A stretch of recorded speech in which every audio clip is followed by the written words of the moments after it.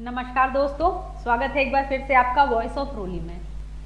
तो आज मैं ये वीडियो इसलिए बना रही हूँ कि मुझसे बच्चे जो कुछ क्वेश्चंस पूछते रहते हैं, प्लस जो व्यूअर्स के और सब्सक्राइबर्स के मेरे पास मेल आते हैं, उनमें कुछ क्वेश्चंस ऐसे होते हैं जो बहुत ज़्यादा कॉमन होते हैं। तो उन क्वेश्चंस को कंपाइल करके मैंने देखा है कि क्या ऐसे क्वेश्चंस हैं जो बहुत ज़्यादा पूछे जाते हैं, तो उनको मैंने सोचा है ऐसे डिस्कस करने से बहुत ज़्यादा लेंदी हो जाता है वीडियो। तो मैंने एक उसको इंटरेस्टिंग वे निकाला है। मैंने 5-5 क्वेश्चंस करके ग्रुप कर लिया है। 5-5 क्वेश्चंस के मैं आपको क्विज टाइप का दूंगी और उस क्विज को आप पहले सॉल्व करिए। आप खुद से सोचिए कि इसके आंसर्स क्या हो सकते हैं, सोचिए समझिए। और बहुत से लोगों को तो आते ही होंगे, बहुत से लोग होंगे जो थोड़ा सा सोचेंगे, और उसके बाद जब पाँचों क्वेश्चन खत्म हो जाएंगे तब मैं लास्ट में उसके आंसर्स बताऊंगी। अब आपके मन में एक सवाल आ सकता है कि जो मैं आंसर्स बता रही हूँ उनकी ऑथेंटिसिटी क्या है। ऑथेंटिसिटी ये है कि मैं बचपन से गाना गा रही हूँ। सीखना मैंने थोड़ा लेट शुरू किया, बचपन से नहीं सीखा, सीखना थोड़ा लेट शुरू किया, लेकिन उससे फ़ायदा मुझे ये मिला कि जब मैं गाती थी बिना सीखे तो मेरे मन में बहुत सारे क्वेश्चंस उठते थे और बहुत सारी चीज़ें थी जो मुझे पता ही नहीं थी कि सीखने से हो सकती हैं। जैसे आवाज़ मुझे लगती थी कि जो है वही फिक्स है, उतार चढ़ाव और गले घुमाना ये सब मुझे लगता था बाई बर्थ गॉड गिफ्ट होता है। बट जब सीखा तो पता चला नहीं, ये चीज़ें रियाज के साथ सही की जा सकती हैं। तो जो भी मेरे क्वेश्चंस थे उनके आंसर धीरे धीरे धीरे धीरे सीखने के साथ साथ मुझे मिलते गए।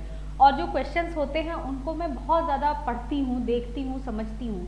जब मुझे क्लियर हो जाते हैं उनके आंसर्स, फिर मैं अपने गुरु से वो चीज़ डिस्कस करती हूँ।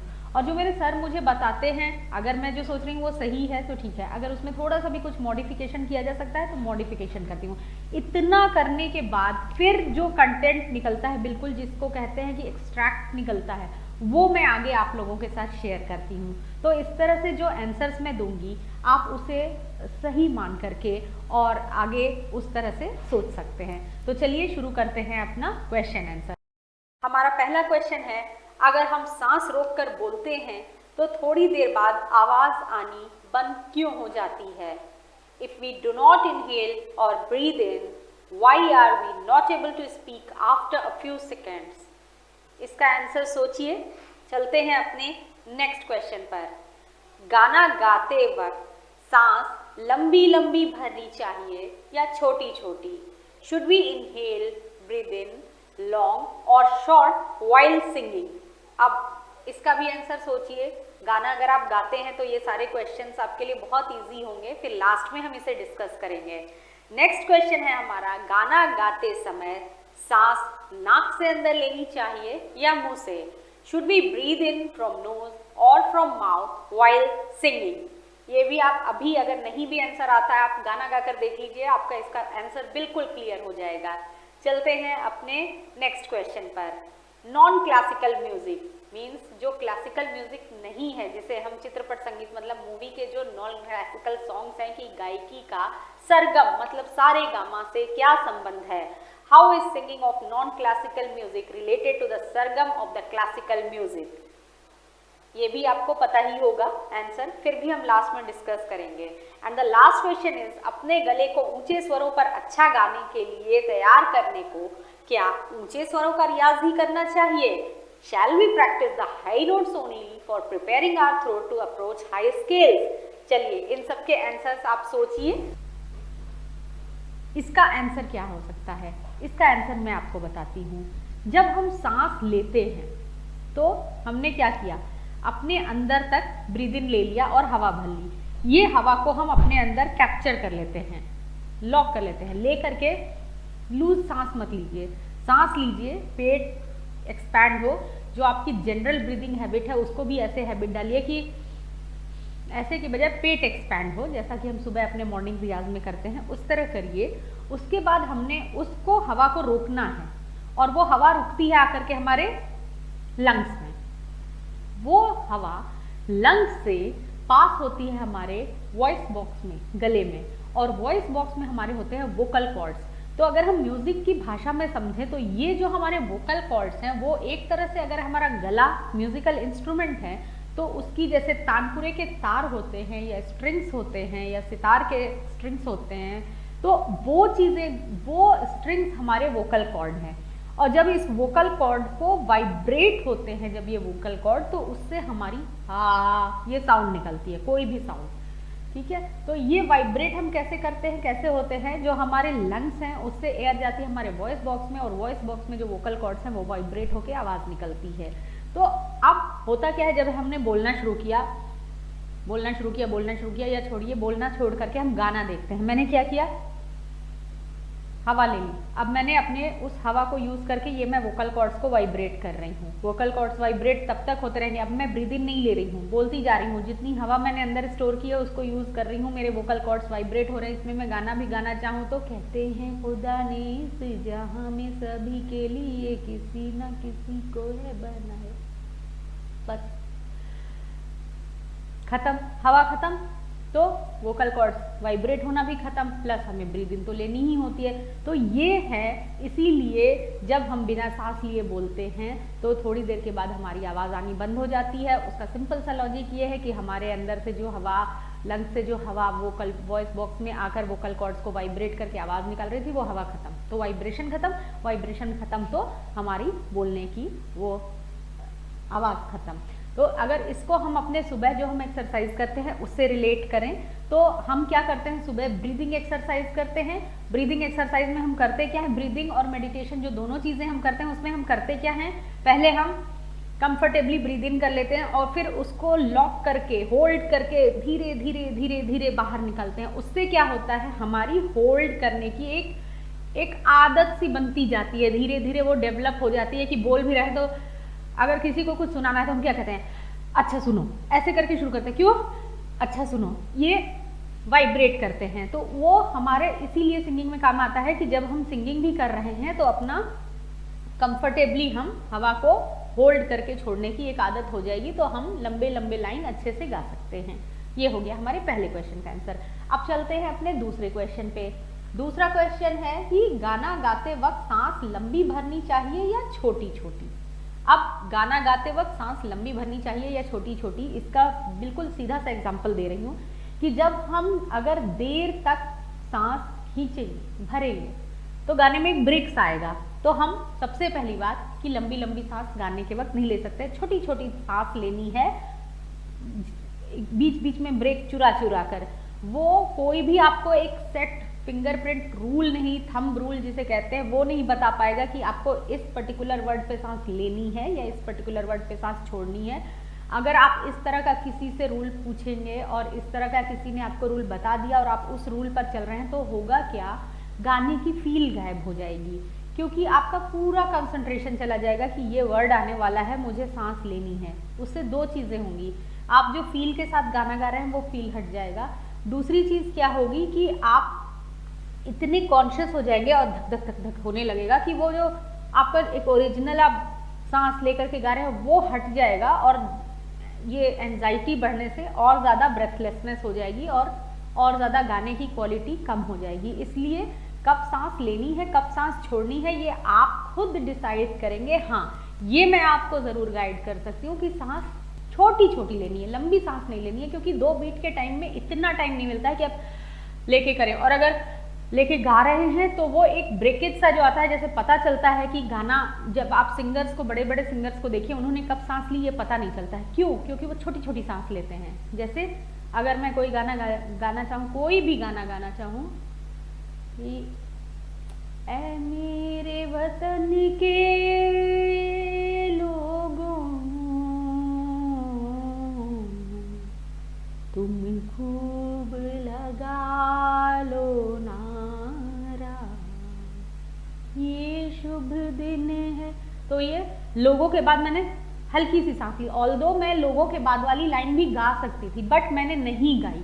क्यों नहीं गाई? क्योंकि अगर मैं लोगों के बाद वाली भी लाइन गाती तो सांस और ज़्यादा लंबी मुझे लेनी पड़ती। अगर जितनी ज़्यादा देर आप सांस रोकते हैं उतनी ज़्यादा आपको इनहेल करनी पड़ती है, तो आप छोटी सांस लेकर गाना नहीं गा पाएंगे। इसलिए जहाँ भी आपको मौका मिले वहाँ पे आप एक समय, एक सेकेंड, फ्रैक्शन ऑफ सेकेंड जिसको कहते हैं, चुरा के फट से सांस ले लीजिए। जैसे एक गाना मैं आपको दिखाऊं, जैसे सूरज की गर्मी से जलते हुए तन को मिल जाए तरवर की छाया, ऐसा ही सुख मेरे मन को मिला है, मैं जब से शरण तेरी आया मेरे राम। तो ये धीरे धीरे धीरे धीरे 3 बार मैंने इसमें सांस ली, लेकिन जब मुझे ज़रूरत नहीं भी थी तब भी मुझे लगा कि ये 2 वर्ड्स के बीच में मैं फट से सांस ले सकती हूँ, तो जल्दी से ले लिया। तो इसमें कॉन्शियसनेस मत लगाइए, धीरे धीरे धीरे धीरे गाते गाते आदत हो जाएगी। बस कोशिश ये करिए कि धीरे छोटी छोटी सांस लेनी है, उसके लिए आपको बीच बीच में सांस लेते रहने पड़ेगी। तीसरा क्वेश्चन है हमारा, गाते वक्त सांस नाक से लेनी चाहिए या मुंह से?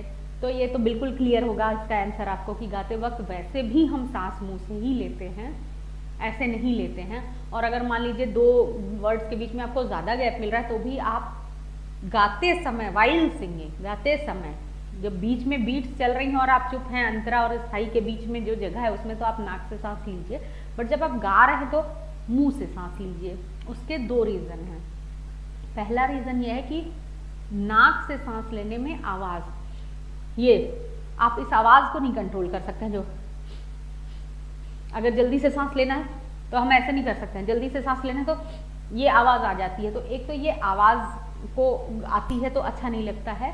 दूसरा जो साइलेंट ब्रीदिंग होती है या जो आप गा रहे हैं मुंह खुला हुआ है, उसी में आप हल्के से सांस ले रहे हैं तो वो पता भी नहीं चलता है कब आपने सांस ली, और धीरे से सांस ले लेते हैं। तो इसका आंसर यही है कि गाते वक्त हमेशा मुंह से सांस लेनी चाहिए जब वाइल सिंगिंग, जब आप गा रहे हैं।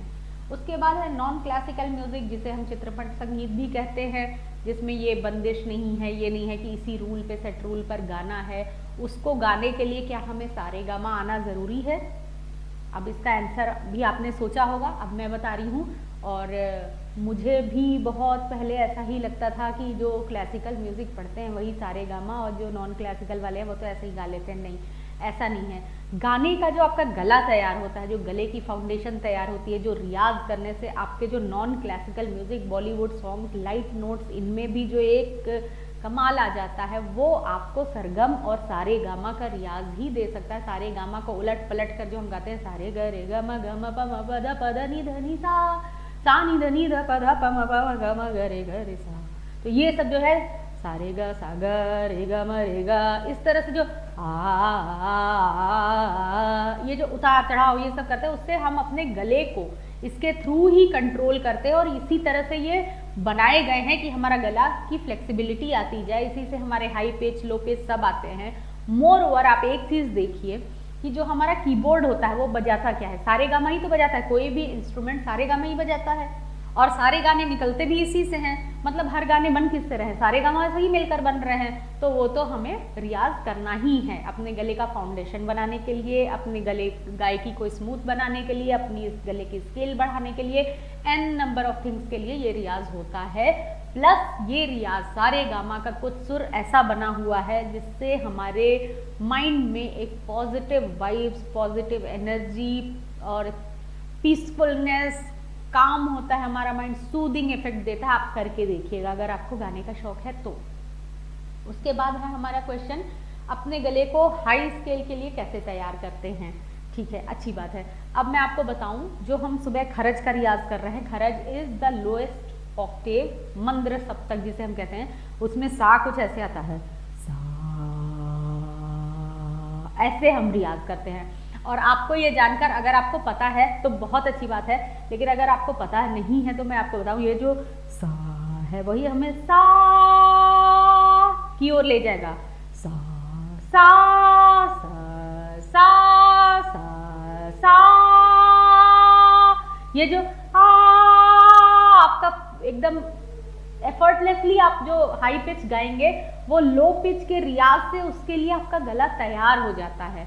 बट गला तैयार हो गया का मतलब ये नहीं कि हमें ऊंचे स्वरों का रियाज नहीं करना। ऊंचे स्वरों का रियाज भी करना है, जो कि हम इवनिंग में करते हैं जब गला वार्म्ड अप होता है, या अगर आप मॉर्निंग में भी कर रहे हैं तो सीधे सीधे ऊंचे स्वरों का रियाज मत उठाइए। पहले आप मंद्र सप्तक का रियाज करिए, सा का रियाज करिए, हमिंग करिए, ओम करिए, ये सारा करके जब आपका गला एकदम वार्म अप हो जाए, उसके बाद अगर आपके गला थका नहीं है, अगर थक गया है तो उसको मत, गला थका है कैसे पता चलता है? आवाज़ हिलने लगती है। मेरे साथ यही होता है, जब 1-1.5 घंटे का रियाज हो गया उसके बाद अगर मैं चाहूँ भी तो मेरी आवाज़ हिल रही होती है, उस समय मुझे लगता है कि बस अब गले को स्ट्रेन मत करिए, ब्रेक ले लीजिए आधे घंटे का, उसके बाद करिए। लेकिन अगर आपका नहीं थका है, नहीं हिल रही है आवाज़, इफ़ यू फील लाइक, तो आप करिए, बट पहले ऊंचे स्वरों का रियाज नहीं करिए। बट हाँ, ऊंचे स्वरों के लिए, ऊंचे स्वरों पे पकड़ बनाने के लिए, ऊंचे स्वरों का सुर सही लग रहा है कि नहीं ये जानने के लिए ऊंचे स्वरों का रियाज वही सरगम के थ्रू, पलटा के थ्रू करते रहिए। तो ये हमारे आज के क्वेश्चंस थे जिनके आंसर्स मैंने काफ़ी खोजबीन करके अपने गुरु से कंफर्म करके over the period of time बनाए हैं। और ये एक क्वेश्चंस ऐसे हैं जो बार बार रिपीट हो रहे हैं, और भी बहुत सारे ऐसे क्वेश्चंस हैं जिनको मैंने कंपाइल किया। तो 5-5 के क्विज में दूंगी। आप मेरे लिए 2 सपोर्ट मेरा करिए। सबसे पहला कि मेरा चैनल सब्सक्राइब करिए, जिससे कि मुझे पता चले कि हाँ, मैं जो चीज़ें डाल रही हूँ वो काम की हैं और लोग उसका इंतज़ार कर रहे हैं। मेरे चैनल को ऑफ कोर्स सपोर्ट मिलेगा। और दूसरा, मेरे लिए एक काम और करिए कि आपके भी जो क्वेश्चंस हों वो आप मुझे कमेंट सेक्शन में लिखिए। आपका जो कन्फ्यूजन हो वो कमेंट सेक्शन में लिखिए। जो भी आप पूछना चाहते हैं वो voiceofroli@gmail.com, roli@voiceofroli.com, या फिर वॉइस ऑफ रोली के Facebook page, voice of Roli के Twitter page, voice of Roli Instagram, कहीं पर भी आप मेरे से संपर्क कर सकते हैं। जो भी आपके क्वेश्चंस हों, जो भी चीज़ें आपको नहीं समझ में आ रही हैं, या जो भी आप जानना चाहते हैं, मुझे जितना भी आता है मैं उतना पूरी तरह से कोशिश करूँगी कि आपकी हेल्प कर सकूँ। रीज़न बीइंग, एक तो मुझे अपने चैनल को आगे लेकर जाना है, वो तो मेरा बहुत बड़ा एम है, सपना है, ड्रीम है। और दूसरा कि मैं बचपन से म्यूज़िक को एज एन एकेडमिक अपना कोर्स लेकर चलना चाहती थी, बट समहाउ पढ़ाई डिफरेंट होने की वजह से मैंने एज एन एकेडमिक हमेशा ही हॉबी कोर्स की तरह मैंने म्यूज़िक किया। और कुछ चीज़ें थी जो मैं सीखना चाहती रही, बट मेरे बचपन में ये यूट्यूब वगैरह की फैसिलिटी नहीं थी। बट सिंस अभी इतनी फैसिलिटी है, तो मेरी एक इच्छा है कि जो लोग मेरे जैसे हैं, जो म्यूज़िक सीखना चाहते हैं बट और पढ़ाई और अपने करियर में दबे हुए हैं, उसके लिए टाइम नहीं निकाल पा रहे हैं, उनको मैं जितनी हेल्प कर सकती हूँ करूँ, कि वो घर रह के अपने फ्री टाइम में वीडियोस देखें, गाने की प्रैक्टिस करें, और वो अपनी हॉबी को कहीं खो ना दें इस दौड़ में, अपनी करियर प्रोफेशन इसकी दौड़ में। तो अपनी हॉबी को हमेशा एक समय दीजिए अपनी हॉबी के लिए। उससे आप जो प्रोफेशनली काम कर रहे हैं, जो बाकी काम कर रहे हैं, उसकी प्रोडक्टिविटी, आउटपुट बढ़ जाएगा। ये मैंने अपने एक्सपीरियंस से फील किया है। तो आज के लिए बस इतना ही। मिलते हैं अपने नेक्स्ट सेशन में। मुझे कमेंट सेक्शन में ज़रूर बताएं कि मेरा ये आइडिया कि हम ऐसे क्वेश्चन आंसर की तरह से ये म्यूज़िक की चीज़ें डिस्कस करेंगे, आपको पसंद आया कि नहीं। और मेरे चैनल को प्लीज़ सब्सक्राइब कीजिए। धन्यवाद।